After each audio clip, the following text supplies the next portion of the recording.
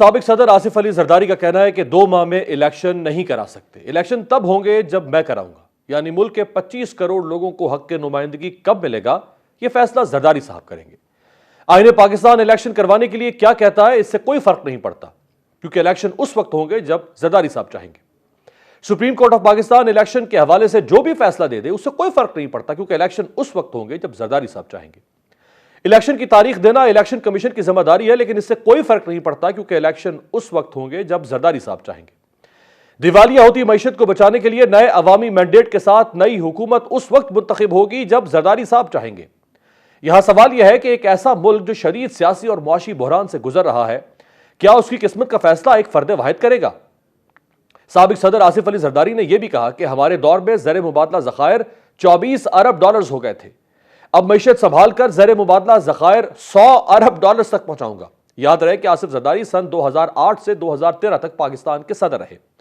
World bank کے data کے مطابق سن 2007 یعنی پیپلز پارٹی کے اقتدار میں آنے سے قبل پاکستان کے زر مبادلہ کے ذخائر 15.8 ارب ڈالرز تھے، جو سن 2008 میں کم ہو کر 9 ارب ڈالرز رہ گئے۔ پھر پیپلز پارٹی کی حکومت کی مدت ختم ہوتے وقت 2013 میں یہ ذخائر مزید کم ہو کر 7.6 ارب ڈالرز رہ گئے۔ سابق صدر زرداری دعویٰ کر رہے ہیں کہ وہ ملک کی معیشت بحال کر دیں گے، جبکہ ان کے صاحبزادے بلاول بھٹو گزشتہ دنوں فرما رہے تھے کہ میں ملک کا وزیر خارجہ ہوں لیکن واٹر ٹینکر سے پانی خریدتا ہوں۔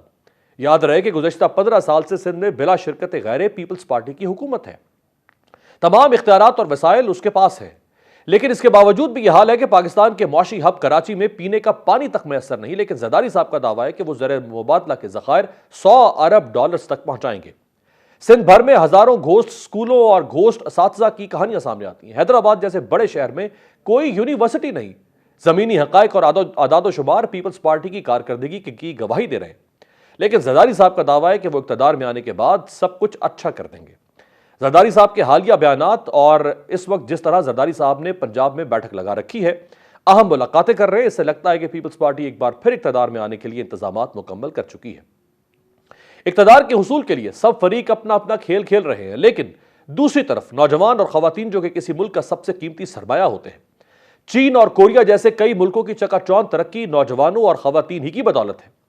سعودی عرب جیسا ملک بھی آج نوجوان شہزادہ محمد بن سلمان کی قیادت کی بدولت ہی نئے نئے سنگ میل عبور کر رہا ہے۔ تاہم افسوسناک بات یہ ہے کہ پاکستان نوجوانوں اور خواتین کی صلاحیتوں سے فائدہ نہیں اٹھا سکا۔ اس وقت پاکستان میں جاری حالیہ سیاسی اور معاشی بحران کی وجہ سے بہت سے نوجوان ملک چھوڑنے کو ترجیح دے رہے ہیں۔ پچھلے سال 7.5 لاکھ سے زائد پاکستانی وطن چھوڑ گئے اور اس سال کے پہلے 3 ماہ کے دوران 2 لاکھ شہری پاکستان سے رخصت ہو گئے۔ ملک چھوڑنے والوں کی اتنی تعداد پہلے کبھی نہیں دیکھی گئی۔ ایسا لگتا ہے کہ لوگ یہاں سے بھاگنا چاہتے ہیں۔ پاکستان میں کئی دہائیوں سے نوجوانوں کو اپنا کریئر آگے بڑھانے، روزگار کی تلاش، کم اجرت اور محدود امکانات جیسے مسائل کا سامنا ہے۔ آج کل تو ویسے ہی ملک ایک گہرے سیاسی اور معاشی بحران کا شکار ہے۔ جے ایس گلوبل سیکیورٹیز کے مطابق رواں ماہ میں ملک میں افراط زر کی سالانہ شرح 37% تک پہنچ جانے کا خدشہ ہے، جو جولائی 1965 کے بعد سب سے زیادہ ہے۔ سرکاری اعداد و شمار کے مطابق سن 2021 میں تقریباً 2,25,000 پاکستانیوں نے اپنا ملک چھوڑا، جبکہ گزشتہ سال یہ تعداد تقریباً 3 گنا بڑھ کر 7,65,000 تک پہنچ چکی تھی۔ سن 2022 کے ان اعداد و شمار میں 92,000 اعلیٰ تعلیم یافتہ پیشہ ور افراد جیسے ڈاکٹرز، انجینئرز، انفارمیشن ٹیکنالوجی کے ماہرین اور اکاؤنٹنٹ شامل تھے۔ ان میں سے کچھ اکثر مغربی ممالک کی طرف جاتے ہیں تو باقی مشرق وسطیٰ کے ممالک جیسے سعودی عرب اور متحدہ عرب امارات کا رخ کرتے ہیں۔ یہ رجحان سن 2023 میں بھی جاری ہے۔ تازہ ترین اعداد و شمار بتاتے ہیں کہ رواں برس کی پہلی سہ ماہی میں بھی تقریباً 2 لاکھ پاکستانی ملک چھوڑ کر چلے گئے۔ حالیہ عرصے کے دوران پاکستان سے بڑی تعداد میں تعلیم یافتہ اور ہنر مند افراد کے جاری انخلا نے بہت سے سوالات کو جنم دیا ہے۔ ماہرین نے اس خدشے کا بھی اظہار کیا ہے کہ تعلیم یافتہ لوگوں کے ملک چھوڑ کر جانے کے نتیجے میں پیدا ہونے والی جو برین ڈرین کی صورتحال ہے، اس سے معیشت کی بحالی کی رفتار کو سست روی کا سامنا ہو سکتا ہے۔ اتنی بڑی تعداد میں لوگوں کا ملکی حالات کی وجہ سے بیرون ملک جانا پاکستان کو درپیش معاشی چیلنجز کو مزید گھمبیر کر سکتا ہے۔ بعض ماہرین کی رائے میں پاکستان میں پورے نظام کو مافیاز نے ہائی جیک کیا ہوا ہے، اس لیے نوجوانوں کو صلاحیتوں کے اظہار کا موقع ہی نہیں ملتا۔ اس کا واضح ثبوت یہ ہے کہ اس وقت دنیا بھر میں کئی ممالک آئی ٹی اور ٹیکنالوجی کی ایکسپورٹ سے اربوں ڈالرز کما رہے ہیں، لیکن بدقسمتی دیکھیے کہ ہماری موجودہ پی ڈی ایم حکومت نے 1 جون کو افغانستان، ایران اور روس کے ساتھ صدیوں پرانے بارٹر سسٹم کے تحت مال کے بدلے مال کی تجارت کی منظوری کا باقاعدہ نوٹیفیکیشن جاری کیا۔